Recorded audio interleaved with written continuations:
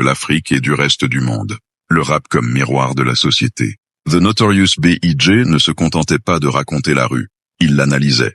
À travers ses textes, il décrivait les conséquences du racisme, de la pauvreté et du désespoir. Il disait « Je ne glorifie pas la violence.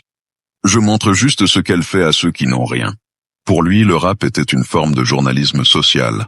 Là où les médias montraient des voyous, lui voyait des jeunes perdus, abandonnés par le système. En cela, Biggie était un témoin de son époque, un homme qui refusait de fermer les yeux sur la vérité. Entre ombre et lumière, le succès de Biggie ne l'a pas éloigné de sa réalité. Il savait que la gloire ne suffit pas à effacer les blessures d'un peuple. Dans Sky's the Limit, il envoie un message d'espoir. Le ciel est la seule limite. Crois en toi, même si le monde doute de toi. Ce message, est celui d'un homme qui voulait que chaque jeune noir voie en lui une preuve que tout est possible.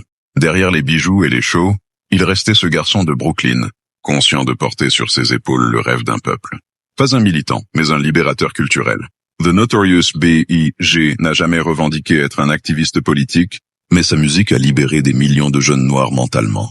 Il a brisé les stéréotypes, réhabilité la dignité du ghetto, et montré que le talent pouvait surgir de la douleur. À travers son art, il a éveillé les consciences plus efficacement que bien des discours. Son arme, c'était la vérité. Biggie n'a peut-être pas mené une révolution politique, mais il a mené une révolution mentale.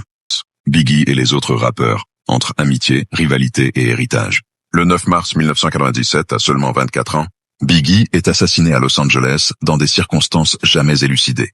Sa mort met fin à la rivalité tragique entre la côte Est et la côte Ouest, mais elle ne met pas fin à son influence. Son héritage vit encore, dans les rues, dans les écoles, dans la musique. Biggie n'a peut-être pas mené une révolution politique, mais il a mené une révolution mentale.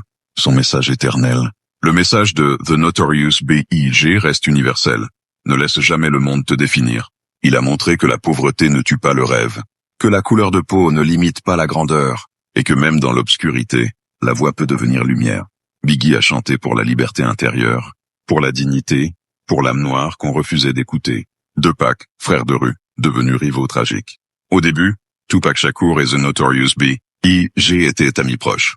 Ils se rencontrent au début des années 1990 à New York. Tupac aide Biggie à se lancer dans le rap et le soutient publiquement.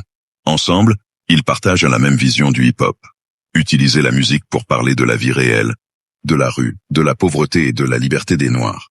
Mais leur relation se brise après la fusillade de 1994. Tupac est blessé à New York et accuse Biggie et son entourage d'avoir trahi sa confiance. Dès lors, une guerre symbolique éclate entre la côte Est, Biggie, et la côte Ouest, Tupac.